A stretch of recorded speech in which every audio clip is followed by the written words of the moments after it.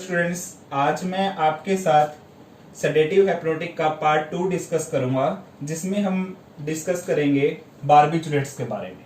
Okay, barbiturates बारबिचुरिक acid के substituted derivative होते हैं। ठीक है, बारबिचुरिक एसिड के सब्स्टिट्यूटेड डेरिवेटिव। बारबिचुरिक एसिड को मेलोनाइल यूरिया भी बोलते हैं, मेलोनाइल यूरिया। ठीक है, ये पॉइंट क्या इंपॉर्टेंस रखता है, आपको याद रखना है कि बारबिचुरिक एसिड हाइप्नोटिक नहीं होता। As such barbituric acid is not hypnotic. क्यों? क्योंकि बारबिचुरिक एसिड के ऊपर जब डेरिवेटिव आएंगे, सब्स्टिट्यूटेड डेरिवेटिव होंगे, तब जाके उसमें हाइप्नोटिक की प्रॉपर्टी आएगी। लाइक बारबिचुरिक एसिड का आप मेडिसिनल केमिस्ट्री में स्ट्रक्चर देखोगे तो C5 पे अल्काइल या अराइल सब्स्टिट्यूट होगा। ठीक है, जो कि इसको हाइप्नोटिक बनाएगा। ठीक है, तो barbituric acid act as hypnotic, अगर ये स्टेटमेंट आती है तो ये रॉन्ग स्टेटमेंट है। Barbiturate act as sedative hypnotic, it is a right statement, but barbituric acid act as hypnotic, तो ये स्टेटमेंट रॉन्ग होगी। ओके, ये आपको माइंड में रखना है। तो मैंने बताया कि C5 कार्बन नंबर 5 पे अल्काइल और अराइल सब्स्टिट्यूशन किसके, बारबिचुरिक एसिड के, उसको हाइप्नोटिक बनाएगा। अब बात करें, एक कार्बन नंबर 2 होता है, कार्बन नंबर 2, वहां पर ऑक्सीजन होता है, अगर वो सल्फर के साथ रिप्लेस कर दे उसको सल्फर के साथ, तो वो क्या हो जाते हैं, थायोबारबिचुरेट। ठीक है, थायोबारबिचुरेट, थायो वर्ड यूज हुआ है सल्फर के लिए, और इससे बारबिचुरेट और ज्यादा लिपिड सोल्यूबल हो जाएंगे, और ज्यादा लिपिड सोल्यूबल होंगे और पोटेंट भी होंगे। ठीक है, ये तो थोड़ा medicinal chemistry point of view से जो इंपॉर्टेंट था। अब बात करें बारबिचुरेट के बारे में। Barbiturate produce dose dependent effect. ठीक है, लो डोज पे सेडेशन कोज करेंगे, उससे हाई डोज पे स्लीप इंड्यूस करेंगे, फिर एनेस्थीसिया कोज करेंगे, और लास्ट में अगर बहुत ज्यादा ही डोज चली गई तो वो पेशेंट को कोमा में भी पहुंचा सकते हैं। ओके, तो मतलब बारबिचुरेट को यूज करना बहुत केयरफुली यूज करना होता है। ठीक है, और इसके अगर डोज रिस्पॉन्स कर्व की बात करें, DRC, तो वो कौन सी होती है, स्टीप। ठीक है, बेंजोडाइजिपिन में फ्लैट होगी, उसको मैं बाद में आपको एक्सप्लेन करूंगा, बट आपको बारबिचुरेट की याद रखनी है, डोज रिस्पॉन्स कर्व क्या होगी, स्टीप। ओके, बात करें बारबिचुरेट एंजाइटी रिड्यूस कर सकते हैं। Barbiturate can reduce anxiety, but again यहां पर एक इंपॉर्टेंट पॉइंट है कि बट बारबिचुरेट का सिलेक्टिव एंटी एंजाइटी एक्शन नहीं होता। सिलेक्टिव एंटी एंजाइटी एक्शन नहीं होता, मतलब एंटी एंजाइटी ड्रग्स पढ़ेंगे, जिस मैकेनिज्म से एंटी एंजाइटी ड्रग्स एक्ट करती है, वहां पर बारबिचुरेट नहीं होगी। बेंजोडाइजिपिन एंटी एंजाइटी एक्ट करेंगी, लेकिन barbiturate anti anxiety, selective anti anxiety action नहीं देगी, बट किसी ना किसी तरीके से एंजाइटी रिड्यूस करेगी। लेकिन आपको याद रखना है, सिलेक्टिव वर्ड आएगा तो barbiturate don't have selective anti anxiety action. Okay, अब नेक्स्ट पॉइंट की बात करते हैं। Barbiturate have anti convergent property. Barbiturate have anti convergent property, और इसमें सबसे बेस्ट एग्जांपल है फिनोबार्बिटोन। ठीक है, अगर बात करें फिनोबार्बिटोन का, वो ज्यादा एंटी कन्वर्जेंट प्रॉपर्टी शो करता है एज CNS डिप्रेशन के। ठीक है, एज सेडेटिव हिप्नोटिक के वो एंटी कन्वर्जेंट प्रॉपर्टी शो करता है। कौन? फिनोबार्बिटोन। एंड फिनोबार्बिटोन का higher anti convergent sedative ratio होगा, मींस एंटी कन्वर्जेंट प्रॉपर्टी उसमें ज्यादा होगी। ओके, अब बात करें मैकेनिज्म ऑफ एक्शन की। Mechanism of action, normal dose पे barbiturate GABA facilitatory action show करता है, गाबा फैसिलिटेटरी। ठीक है, गाबा के थ्रू एक्ट करवाएगा। ठीक है, कैसे करवाएगा वो मैं आपको पहले अपने पार्ट 1 में एक्सप्लेन कर चुका हूं कि लाइक गाबा क्या करता है, क्लोराइड आयन चैनल रिसेप्टर पे एक्ट करके सेल के अंदर क्लोराइड आयन की मूवमेंट को इंक्रीज कर देता है, जिससे सेल के अंदर इलेक्ट्रोनेगेटिविटी ज्यादा होगी और सेल हाइपरपोलराइज होगी। ठीक है, ये आपको पता होगा। अब बात करें हाई डोज पे, एट हाई डोज, तो हाई डोज पे बारबिचुरेट गाबा माइमेटिक एक्शन देता है। गाबा माइमेटिक मतलब बारबिचुरेट भी क्लोराइड आयन चैनल को ओपन करके क्लोराइड की कंडक्टेंस को इंक्रीज कर सकता है, जैसे गाबा कर रहा था। ठीक है, नॉर्मल डोज पे तो वो गाबा से ही काम करवा रहा है, लेकिन हाई डोज पे वो खुद भी क्लोराइड आयन चैनल ओपन कर रहा है। ठीक है, तो उसको बोलेंगे गाबा माइमेटिक एक्शन। जैसे गाबा काम कर रहा था, बारबिचुरेट ने भी वैसे ही किया, तो हाई डोज पे करते हैं वो। तो हाई डोज पे कौन सा एक्शन आएगा? माइमेटिक। तो आपको याद रखना है, बारबिचुरेट के पास गाबा फैसिलिटेटरी एक्शन भी होता है और गाबा माइमेटिक भी। ठीक है, अब बात करें हाई डोज पे, गाबा कैल्शियम डिपेंडेंट न्यूरोट्रांसमीटर के रिलीज को इनिबिट करता है। कैल्शियम डिपेंडेंट न्यूरोट्रांसमीटर के रिलीज को इनिबिट करता है। और एक्शन की बात करें हाई डोज पे, सारे हाई डोज पे हैं। हाई डोज पे गाबा जो बारबिचुरेट है वो ग्लूटामेट रिसेप्टर एंटागोनिस्ट का काम करते हैं। ग्लूटामेट रिसेप्टर एंटागोनिस्ट, ग्लूटामेट एक एक्साइटेटरी न्यूरोट्रांसमीटर है। ठीक है, उसका एंटागोनिस्ट काम कर रहा है, क्योंकि वो डिप्रेशन कोज करते हैं ना, सीएनएस डिप्रेशन बारबिचुरेट। तो बारबिचुरेट क्या करता है? ग्लूटामेट रिसेप्टर एंटागोनिस्ट का काम करता है। और ग्लूटामेट रिसेप्टर किसके receptor? AMPA, AMPA, AMPA receptor antagonist. Okay, और लास्ट हाई डोज पे ही बारबिचुरेट डिप्रेस करता है voltage sensitive sodium and potassium channel को। Depress voltage sensitive sodium and potassium channel को। ओके, अदर एक्शन की बात करें, सीएनएस डिप्रेशन के अलावा और कौन कौन से एक्शन है? रेस्पिरेटरी डिप्रेशन कोज करता है बारबिचुरेट, रेस्पिरेटरी डिप्रेशन कोज करता है। बीपी लो करता है, लो बीपी, और डिक्रीज करता है heart rate as well as heart contractility. Okay, adverse effect की बात करें, एडवर्स इफेक्ट में आएगा tolerance and dependence. Barbiturate tolerance and dependence cause करता है। लाइक क्या होता है कि अगर बार बार रिपीटेड यूज हो रहा है बारबिचुरेट का, तो बारबिचुरेट की डोज हमको इंक्रीज करनी पड़ती है, तो उसको बोलते हैं टॉलरेंस। ओके, और डिपेंडेंस की जो पर्सन है वो बारबिचुरेट पे डिपेंड हो जाता है। ठीक है, तो अगर वो नहीं लेगा तो उससे उसको एडवर्स इफेक्ट आ भी सकते हैं और नहीं भी आ सकते।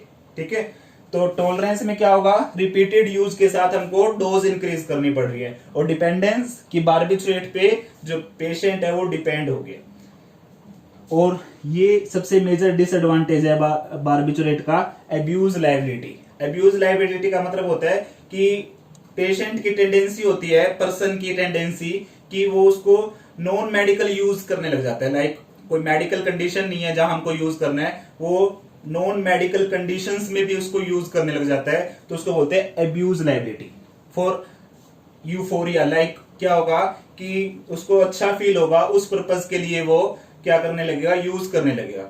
ठीक है, नॉन मेडिकल कंडीशन में अगर कोई पर्सन किसी ड्रग को यूज कर रहा है तो उसको बोलते हैं एब्यूज लायबिलिटी। ओके, बात करें नेक्स्ट पॉइंट की, तो एक्यूट बारबिचुरेट पॉइजनिंग एक्सीडेंटल भी हो सकती है और सुसाइडल पर्पस के लिए भी हो सकती है। ठीक है, एक्सीडेंटल भी हो सकती है और सुसाइडल पर्पस के लिए हो सकती है। एक्यूट बारबिचुरेट पॉइजनिंग, उसमें क्या हो सकता है? Cardiovascular and respiratory collapse. ठीक है, कार्डियोवैस्कुलर हार्ट और रेस्पिरेटरी सिस्टम कोलैप्स कर सकता है। रीनल शटडाउन, रीनल फेलियर हो सकता है। ठीक है, अच्छा ट्रीटमेंट कैसे करेंगे? मैंने बताया था कोई बारबिचुरेट के लिए एंटीडोट अवेलेबल नहीं है, तो हम क्या करेंगे? Gastric lavage. तो हम एक्टिवेटेड चारकोल का सस्पेंशन दे सकते हैं जिससे एब्जॉर्प्शन कम हो बारबिचुरेट का। और फिर क्या करवाएंगे? या फिर alkaline diuresis using sodium bicarbonate, क्योंकि बारबिचुरेट एसिडिक ड्रग है और सोडियम बाइकार्बोनेट बेसिक, तो वो नेफ्रॉन से रीअब्जॉर्प्शन को कम कर देगी। ठीक है, सोडियम बाइकार्बोनेट नेफ्रॉन से बारबिचुरेट के रीअब्जॉर्प्शन को कम कर देगी। ओके, अब बात करें ड्रग इंटरेक्शन की, तो barbiturate powerful microsomal enzyme inducer है। ठीक है, तो मेटाबॉलिज्म, कई ड्रगों के मेटाबॉलिज्म को ये इंक्रीज कर देता है। कौन? बारबिचुरेट। तो ड्रग इंटरेक्शन के लिए हाई रिस्क पे रहते हैं बारबिचुरेट। ठीक है, और एडिटिव एक्शन आता है कुछ सीएनएस डिप्रेशन ड्रग से, लाइक अल्कोहल और बारबिचुरेट देंगे तो एडिटिव एक्शन आएगा। लाइक ओपियोइड, एंटीहिस्टामिनिक, ये सारी क्या है? CNS depression. तो इनके साथ एडिटिव एक्शन रहता है किसका? बारबिचुरेट का। तो आपको याद रखना है, सबसे इंपॉर्टेंट पॉइंट मैं आपको रिवाइज करवा रहा हूं, फर्स्ट इंपॉर्टेंट पॉइंट है, बारबिचुरिक एसिड हाइप्नोटिक नहीं है। Barbiturates are hypnotic, sedative hypnotic, but barbituric acid या फिर उसको बोलेंगे मेलोनाइल यूरिया हाइप्नोटिक नहीं है। ठीक है। अच्छा, इसके बाद आपको याद रखना है कि इसका जो डोज रिस्पॉन्स कर्व है वो कौन सा होगा, स्टीप। ठीक है, एक होता है फ्लैट, एक होता है स्टीप। तो स्टीप DRC होगा किसका, बारबिचुरेट का। एक इंपॉर्टेंट पॉइंट और याद रखना है कि बारबिचुरेट का सिलेक्टिव एंटी एंजाइटी एक्शन नहीं होता। ठीक है, 3 पॉइंट हो गए। फोर्थ पॉइंट रखना है कि एंटी कन्वर्जेंट प्रॉपर्टी भी होती है। ओके, फिफ्थ पॉइंट याद रखना है कि गाबा फैसिलिटेटरी और गाबा मिमेटिक दोनों होते हैं बारबिचुरेट। ठीक है, और हाई डोज पे कुछ और एक्शन भी होते हैं, लाइक ग्लूटामेट एंटागोनिस्ट। ओके, और आपको याद रखना है कि एडवर्स इफेक्ट क्या है, कि ये टॉलरेंस एंड डिपेंडेंस कॉज करती है और ड्रग इंटरेक्शन करवाती है, माइक्रोसोमल एंजाइम इंड्यूसर है, तो कई ड्रगों का मेटाबॉलिज्म इंक्रीज कर देती है। ओके, अब हम डिस्कस करेंगे बारबिचुरेट की ड्रग्स के बारे में। ठीक है, तो इसमें आती है सबसे पहले ultra short acting and long acting. Ultra short acting में आती है थायोपेंटोन एंड मिथोहेक्सिटल। शॉर्ट एक्टिंग में आती है ब्यूटोबार्बिटल, सेकोबार्बिटल, पेंटोबार्बिटल। एंड लॉन्ग एक्टिंग में आएंगी फिनोबार्बिटल एंड मिफोबार्बिटल। ठीक है, अब बात करें इन सब कैटेगरी में से मैंने एक एक ड्रग लिए, लाइक अल्ट्रा शॉर्ट एक्टिंग में से मैंने लिए थायोपेंटोन, शॉर्ट एक्टिंग में से लिए मैंने पेंटोबार्बिटोल एंड लॉन्ग एक्टिंग में से लिए मैंने फिनोबार्बिटल। ठीक है, अब हम बात करें अल्ट्रा शॉर्ट एक्टिंग ड्रग के बारे में, थायोपेंटोन। तो मैंने बताया था कि थायो वर्ड किसके लिए यूज हो रहा है, सल्फर। तो सल्फर अगर C2 कार्बन नंबर 2 पे ऑक्सीजन की जगह सल्फर ऐड कर दे तो वो और ज्यादा लाइपोफिलिक बनाता है बारबिचुरेट को। ठीक है, तो थायोपेंटोन सल्फर ग्रुप है कार्बन नंबर 2 पे, तो हाईली लाइपोफिलिक ड्रग होती है थायोपेंटोन। तो ये कहां यूज होती है, for induction of anaesthesia. Anaesthesia induce करवाने में हम थायोपेंटोन को जनरली यूज करते हैं। बट थायोपेंटोन के साथ एक फिनोमेना एसोसिएटेड है जिसको बोलते हैं रीडिस्ट्रीब्यूशन। ठीक है, तो रीडिस्ट्रीब्यूशन क्या होता है, मैं उसको एक्सप्लेन करता हूं आपको। कि सपोज किसी पेशेंट को थायोपेंटोन इंजेक्ट किया, तो थायोपेंटोन क्या करेगी, थायोपेंटोन हाईली लाइपोफिलिक है तो वो रैपिडली CNS के अंदर एंटर करेगी, ब्लड ब्रेन बैरियर को क्रॉस वो बहुत ही जल्दी कर देगी, जिससे अब क्या होगा, थायोपेंटोन विद इन 1 मिनट वहां पर एनेस्थीसिया कोज कर देगी। बट ये हाईली लाइपोफिलिक है, अगेन ये ब्लड ब्रेन बैरियर को क्रॉस करके दोबारा हमारे पेरिफेरल ब्लड में आ जाएगी। ब्लड में आने के बाद ये कहां डिस्ट्रीब्यूट होगी, less vascularised tissue like fat and muscle. Less vascularised tissue का क्या मतलब है, जहां पर ब्लड वेसल की सप्लाई कम है, तो वो होगी मसल या फैट, एडिपोज टिश्यू में। ठीक है, तो ये 2 बार डिस्ट्रीब्यूट हुई। पहले तो जैसे ही इंजेक्ट किया तो कहां गई, CNS में, वहां 1 मिनट के अंदर समय में ही उसने एनेस्थीसिया कोज किया, फिर वहां से बाहर आके कहां डिस्ट्रीब्यूट हुई, फैट या फिर मसल में, इसलिए बोलते हैं रीडिस्ट्रीब्यूशन। ठीक है, अब जैसे ही वो CNS से बाहर आएगी तो एनेस्थीसिया का एक्शन भी खत्म हो जाएगा। ठीक है, तो रीडिस्ट्रीब्यूशन किसके लिए रिस्पॉन्सिबल होता है, responsible for termination of action of drug. जो ये एनेस्थीसिया कोज कर रही थी उस एक्शन को टर्मिनेट के लिए रिस्पॉन्सिबल होता है कौन सा फिनोमेना, रीडिस्ट्रीब्यूशन। और ये एसोसिएटेड भी highly lipophilic drug like thiopentone के साथ ही एसोसिएटेड है। तो थायोपेंटोन के बारे में आपको याद रखना है कि it is a highly lipophilic drug, anaesthesia induce करने में यूज होगी और रीडिस्ट्रीब्यूशन फिनोमेना शो करेगी। और रीडिस्ट्रीब्यूशन रिस्पॉन्सिबल किसके लिए होता है, for termination of action of drug. Okay, अब बात करें पेंटोबार्बिटोल। पेंटोबार्बिटोल याद रखना आपको, it is used for pre anaesthetic medication. Anaesthesia देने से पहले जो हम दवाई देते हैं उसके लिए हम यूज करते हैं पेंटोबार्बिटल। अब बात करें फिनोबार्बिटोल की। फिनोबार्बिटोल इज लॉन्ग एक्टिंग। ठीक है, तो फिनोबार्बिटोल का एंटी एपिलेप्टिक यूज है। एंटी एपिलेप्टिक कहां यूज होता है, ये नियोनेटल सीजर में यूज होती है। नियोनेटल सीजर मींस जो न्यूनेट्स, जो न्यूबॉर्न बेबी हैं, अगर उनको सीजर डेवलप हो जाता है तो उसके लिए इनिशियल ड्रग ऑफ चॉइस है, सबसे पहले हम क्या देंगे, phenobarbitone. Phenobarbitone is phenobarbital is initial drug of choice for neonatal seizure. ठीक है, न्यूबॉर्न बेबी के सीजर के केस में इनिशियली हम फिनोबार्बिटल देते हैं, अगर फिर भी सीजर रहता है तब हम फेनिटोइन वगैरह देते हैं। ठीक है, तो एंटी एपिलेप्टिक यूज है किसका, फिनोबार्बिटोल का। और याद रखना है कि it cause hyperkinesia in children, children में हाइपरकाइनेसिया कोज करती है। हाइपरकाइनेसिया क्या होता है कि मस्कुलर एक्टिविटी इंक्रीज हो जाना, तो उससे क्या होगा, उसकी मूवमेंट इंक्रीज होगी। ठीक है, वो एबनॉर्मल मूवमेंट हो सकती है चिल्ड्रन के केस में, या नॉर्मल मूवमेंट भी हो सकती है, तो वो इंक्रीज हो जाती है, तो उसको बोलते हैं हाइपरकाइनेसिया। काइनेसिया मींस मूवमेंट। ठीक है, चाहे वो एबनॉर्मल मूवमेंट इंक्रीज हो रही हो, चाहे फिर वो नॉर्मल मूवमेंट इंक्रीज हो रही हो, तो चिल्ड्रन में ये हाइपरकाइनेसिया कोज करती है। अच्छा, वैसे एडवर्स इफेक्ट और भी थे, कौन कौन से हैं जो मैंने अभी नहीं बताए थे। यूफोरिया, बार्बिचुरेट यूफोरिया कोज करती है। ठीक है, ये सभी बार्बिचुरेट के लिए है, ना कि only phenobarbitone. Adverse effect for all type of barbiturate, euphoria cause करती है। हाइपर एल्जेसिया, एनाल्जेसिया तो आपने सुना होगा, pain killer analgesia, but hyperalgesia का क्या मतलब होता है कि पेन की सेंसिटिविटी इंक्रीज हो जाए। ठीक है, नॉर्मल टच करने पर भी पेन हो, वैसे नॉर्मली टच करने पे पेन नहीं होता, लेकिन हाइपर एल्जेसिक पेशेंट में क्या होगा, सिंपली टच करने पर भी उसको पेन होगा। ठीक है, हाइपर एल्जेसिया।